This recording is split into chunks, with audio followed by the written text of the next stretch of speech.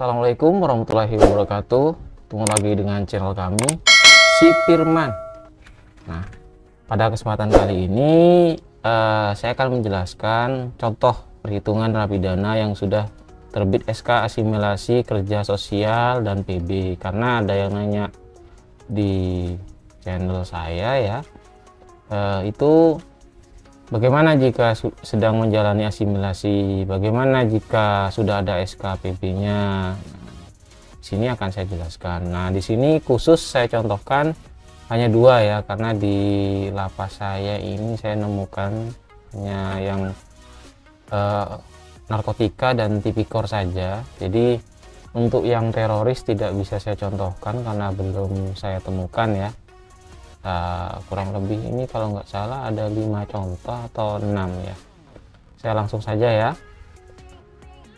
Contoh pertama ini kasusnya narkotika. Pidananya 6 tahun dengan denda 1 miliar, subsidiar 5 bulan. Nah, ini di kasus ini ternyata WBP tersebut belum bayar. Tanggal ditahannya tanggal 26 bulan 8 2019. Tanggal ekspirasi awalnya, maka tinggal ditambahkan ini ya. Jadi dari 28 bulan 8 2019 tambahkan aja di tahunnya, tambah 6 tahun, jadi tanggal 28 bulan 8 2025. Kemudian mendapatkan remisi karena ini narkotika tidak diwajibkan bayar denda walaupun sebelum adanya Undang-Undang Pemasyarakatan nomor 22 tahun 2022 ini ya. Jadi ada remisi umum 2021 yaitu sebanyak 2 bulan. Kemudian ada remisi khusus untuk 2022 yaitu 1 bulan, dan remisi umum 2022 sebanyak 3 bulan. Nah, ini mendapatkan remisi bukan karena ada JC ya, tapi karena ada perubahan Permenkumham itu, yang Permenkumham nomor 7 tahun 2022, sehingga WBP ini mendapatkan remisi walaupun tidak ada JC. Jadi dimulainya sejak tahun 2021. Kalau punya JC harusnya dihitungnya mulai 2019, jadi akan mendapatkan remisi umum di tahun 2020 kalau punya JC. Ini tidak punya. Selanjutnya tanggal ekspirasi ya. Nah, ekspirasi ini jadi setelah dari tanggal ekspirasi awal dikurangi remisi menjadi tanggal ekspirasi akhir. Nah, di sini total dikurangi 6 bulan. Ini pengecekan sudah menggunakan Telegram ya. Ketemunya tanggal 1 bulan 3 2025. Gampangnya dari 8 kurangi 6 kan bulan 2 ya. Tanggal 28. Nah, di sini kenanya tanggal 1 bulan 3. Ini Telegram memang ada selisih karena tiap bulannya itu setara dengan 30 hari. Selanjutnya dari ini tanggal 2/3 masa pidananya dihitung. Nah, 2/3 masa pidananya ternyata setelah dihitung ketemunya 24 bulan 2 2023. Dan tanggal TPP UPT atau di lapas atau rutan itu ternyata tanggal 8 bulan 7 2022. Nah, dari 2/3 di sini kita jelas tahu ternyata tidak terlambat sidang TPP-nya ya. Akibatnya harusnya melaksanakan asimilasi di dalam lapas mulai tanggal 25-nya ya. Ini tanggal asimilasi kerja sosial mulai dari tanggal 24 bulan 2 2023 sampai dengan 27 bulan 2 2024. Nah, ini setengah sisa pidana ya. Kemudian tanggal PB-nya dari selesainya asimilasi dalam lapas ini ditambah 5 bulan. Jika ditambah 5 bulan atau subsidiarnya tadi ya 5 bulan, maka menjadi tanggal 26 bulan 7 2025 ini. 2 tambah 5 7 ya. Nah, selanjutnya perhitungan PB setelah dilakukan penyesuaian perbaikan ya. Ini sudah ada Undang-Undang Pemasyarakatan beserta juklaknya. Walaupun belum bisa dilakukan karena aplikasinya masih belum ada tanda-tanda bisa menggunakan rujukan Undang-Undang Pemasyarakatan tahun 2022 ini. Jadi ini perkiraannya aja ya. Jadi tanggal asimilasi kerja sosial ini dihapus ya, yang ini dihapus. Jadi langsung ke tanggal 2/3 masa pidana. Nah, tanggal 2/3 masa pidana 24 bulan 2 2023 tambahkan subsidi 5 bulan karena tidak dibayar. Jadi tanggal 24 bulan 7 2023. Nah, keterangannya ya. Perhitungan ini ya menjalani subsidiar dari tanggal 24 Februari sesuai tanggal 2/3 masa pidana. Ya, karena ini 2/3-nya ternyata lewat dari tanggal pengesahan Undang-Undang Pemasyarakatan. Nah, ini ada contoh yang lain. Contoh yang kedua, sekarang pidana penjaranya 10 tahun. Kasusnya narkotika ya. Dendanya 5 miliar dengan subsidiar 1 bulan. Nah, ini belum bayar. Tanggal ditahannya adalah tanggal 5 bulan 4 2017. Kemudian tanggal ekspirasi awalnya jadi ditambahkan ini ya. Tambahkan 10 tahun jadi 2027. Nah, sekarang jumlah remisinya ternyata dapat remisi khusus 2018 dan remisi umum 1 bulan dan 2 bulan. Remisi khusus 2019 dan remisi umum 2019 1 bulan dan 3 bulan. Untuk remisi khusus 2020 dan remisi umum 2020 dapat 1 bulan dan 4 bulan. Remisi khusus 2021 dapat 1 bulan dan 1 bulan 15 hari dan remisi umumnya dapat 5 bulan. Untuk yang remisi terakhir di tahun 2022 dapat remisi khusus 1 bulan 15 hari dan remisi umum 5 bulan. Nah, tanggal ekspirasi akhir ini ya ketemunya setelah dikurangi jumlah remisi 5, 6, 7, 10, 24, 25 ya 25 bulan. Jadi ketemu tanggal 16 bulan 3 2025. Ini semua dari SK ya, jadi gak usah dihitung lagi lah untuk kepastiannya apakah benar atau enggak, gak usah. Ini karena sudah pasti dari SK ya. Nah, tanggal 2/3 masa pidananya adalah tanggal 1 bulan 11 2021. Nah, setelah dikurangi remisi. Nah, tanggal sidang TPP-nya ternyata terlambat kemarin ya, tanggal 7 bulan 4 2022. Tanggal asimilasi kerja sosialnya mulai tanggal 7 bulan 4 2022 sampai dengan 26 bulan 9 2023. Seperti yang sudah saya jelaskan sebelumnya ya. Untuk PP 99 awalnya ketika sidang TPP-nya melebihi dari 2/3 masa pidana, maka pelaksanaan asimilasi kerja sosial dimulai dari tanggal sidang TPP. Nah, sampai setengah dari sisanya. Nah, ini maksudnya. Kemudian tanggal PB-nya ya dari tanggal selesai asimilasi kerja sosial tambah 1 bulan yaitu subsidiar menjadi tanggal 26 bulan 10 2023. Nah, perhitungan PB setelah dilakukan penyesuaian atau perbaikan karena ada petunjuk pelaksanaan pada masa peralihan, maka asimilasi kerja sosialnya dihapus. Jadi tanggal PB-nya dimulai dari tanggal 17 Agustus ditambah 1 bulan subsidiar. Jadi tanggal bebasnya tanggal 16 bulan 9 2022. Nah, sekarang keterangan lain ya.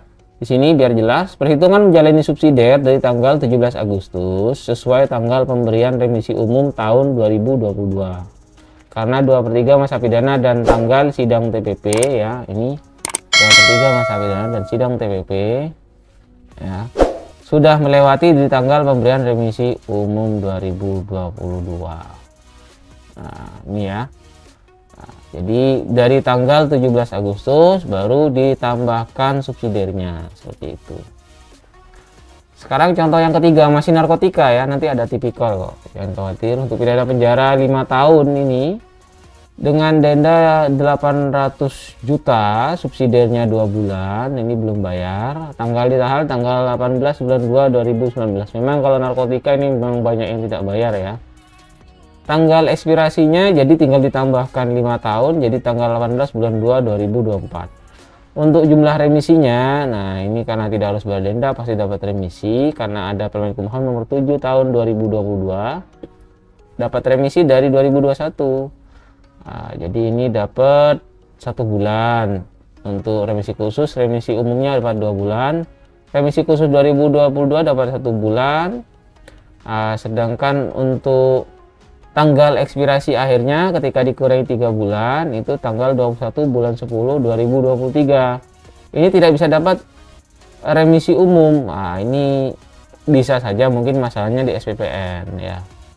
SPPN tidak ada, jadi tidak bisa dapat remisi umum tahun 2022. Nah, tanggal 2/3 masa pidana ini ya, setelah dihitung ketemu tanggal 18 bulan 2 2022. Jadi sudah lewat jelas dari Agustus ya. Tanggal sidang TPP-nya ini ternyata tidak terlambat karena tanggal 4 bulan 10 2021. Nah, tanggal asimilasi kerja sosial dari tadi ya, tanggal 18 bulan 2 2022 tambah setengah dari sisa masa pidana. Nah, pelaksanaannya ini mulai 2/3 ya, karena sidang TPP-nya tidak terlambat. Nah, untuk tanggal PB-nya, jadi setelah selesai asimilasi dalam lapas, maka tambahkan subsidiarnya 2 bulan. Ketemunya tanggal 18 bulan 2 2023. Untuk perhitungan PB setelah dilakukan penyesuaian atau perbaikan berdasarkan Undang-Undang Pemasyarakatan di tahun 2022, maka asimilasi kerja sosial dihapus menjadi tanggal pelaksanaan PB-nya yaitu tanggal 16 bulan 8 2022 ditambah 2 bulan subsidiar. Nah, kok begitu? Karena tidak mendapatkan remisi umum, selisihnya cuma 1 hari. Bagi yang sudah dapat remisi umum, jadi nambahnya jadi mulai tanggal 17. Kalau tidak dapat remisi umum, maka dari tanggal 16, seperti itu. Nah, jadi ketemunya ya setelah dari tanggal 16 bulan 8 2022 tambah 2 bulan, maka jadi tanggal 15 bulan 10 2022. Nah, ini perhitungan menjalani subsidiar dari tanggal 16 Agustus sesuai dengan tanggal disahkan petunjuk pelaksanaan ya, petunjuk pelaksanaan di masa peralihan ini ya untuk hak bersyarat. Karena 2/3 masa pidana dan tanggal TPP lapas sudah melewati tanggal disahkan petunjuk pelaksanaan hak bersyarat terhadap narapidana dan tidak mendapat remisi umum 2022. Nah, itu ya.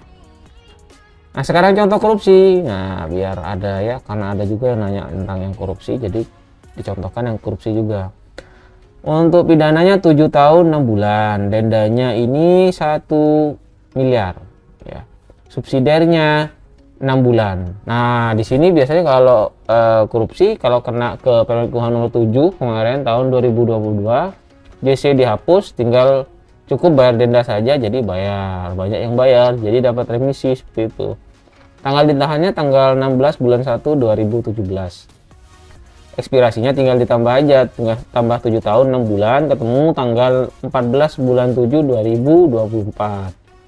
Untuk jumlah remisinya ya, karena sudah bayar denda, jadi per 2021 mendapatkan remisi. Nah, ternyata dapatnya remisi umum 2 bulan, remisi khusus 1 bulan, remisi umum 2022 dapat 3 bulan. Nah, jadi untuk remisi khususnya enggak dapat ya. Nah, tanggal ekspirasi akhirnya menjadi tanggal 16 bulan 1 2024 setelah dikurangi 6 bulan. Tanggal 2/3 masa pidana ya, dari 7 tahun 6 bulan kemudian dikurangi remisi, dibagi dulu, dibagi 3 kalikan 2 atau 2/3 langsung kalikan 7 tahun 6 bulan. Kemudian dikurangi remisi, ketemu tanggal 15 bulan 7 2021. Nah, ini dilihat ya, 15 bulan 7 2021. Nah, sidang TPP-nya ternyata tidak terlambat. Terlambat ternyata ya, 2022, saya lupa. Ini untuk PB kan harus bayar denda dan JC. Jadi di sini terlambat jelas, tanggal 14 bulan 7 2022. Nah, jadi dari tanggal asimilasi kerja sosialnya sudah diketahui ya, tanggal PB-nya diketahui. Setelah nanti adanya pemberlakuan yang pelaksanaan di masa peralihan itu ya, jadi nanti asimilasi kerja sosial dihapus. Nah, tanggal PB-nya segera. Kok bisa segera?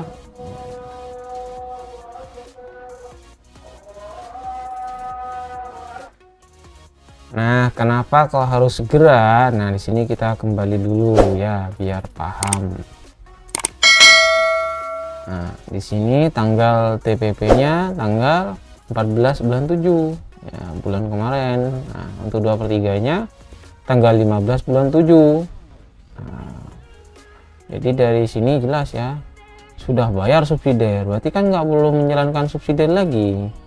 Nah, dari tanggal 17 tidak mungkin tanggal 17, karena tidak mungkin tanggal 17, maka segera. Jadi ketika SK sudah direvisi, maka bisa bebas segera, seperti itu. Sekarang contoh yang kelima, korupsi ini pidana penjara 8 tahun. Dendanya 300 juta, subsidi 5 bulan sudah dibayar. Nah, ternyata ada uang pengganti juga 300 juta, ternyata subsidinya 1 tahun sudah dibayar juga. Jadi ini karena ikut dari Permenkumham nomor 7 ini sepertinya. Tanggal ditahan tanggal 24 bulan 1 2019. Tanggal ekspirasi awal tanggal 24 bulan 1 2027. Remisinya dapat remisi umum 2021 2 bulan, remisi khusus 2022 1 bulan, remisi umum 2022 dapat 3 bulan.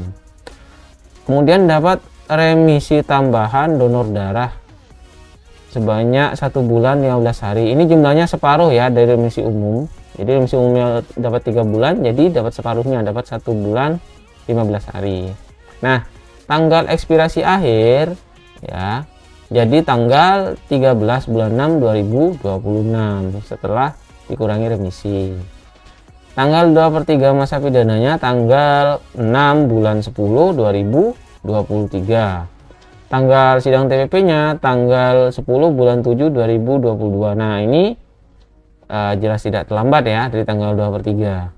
Kemudian tanggal asimilasi kerja sosialnya ini ya, setelah. Nah, untuk tanggal asimilasi kerja sosialnya tanggal 6 bulan 10 2023 sampai dengan tanggal 8 bulan 2 2025. Ini mengecek dari tanggal 2/3 ya, karena sidang TPP di lapas tidak terlambat. Selanjutnya tanggal PB-nya dari selesainya asimilasi dalam lapas, maka itulah tanggal PB-nya. Namun ketika mengikuti pedoman pelaksanaan undang-undang pemasyarakatan, maka asimilasi kerja sosialnya dihapus. Akibatnya ya di sini 2/3-nya tanggal 6 bulan 10 2023. Bukan segera, karena memang 2/3-nya masih lama. Ini jadi sama seperti pidana umum. Nah, ini keterangannya ya, tanggal pelaksanaan pembebasan bersyarat sesuai tanggal 2/3 masa pidana. Nah, mungkin itu saja ya penjelasan dari saya tentang contoh perhitungan bagi narapidana yang sudah terbit SK asimilasi kerja sosial dan PB-nya. Ini bisa nanti segera melakukan revisi ya, ketika aplikasinya sudah diupdate dan bisa melakukan revisi SK. Nah, bagaimana jika belum ada SK, bagaimana contoh perhitungannya, nanti saya sediakan ya di video selanjutnya ya. Jika ada yang ingin ditanyakan tentang penjelasan ini, silahkan tanyakan di kolom komentar di bawah ini ya. Dan jika kalian menyukai video ini, jangan lupa di like dan subscribe ya. Terima kasih. Assalamualaikum warahmatullahi wabarakatuh.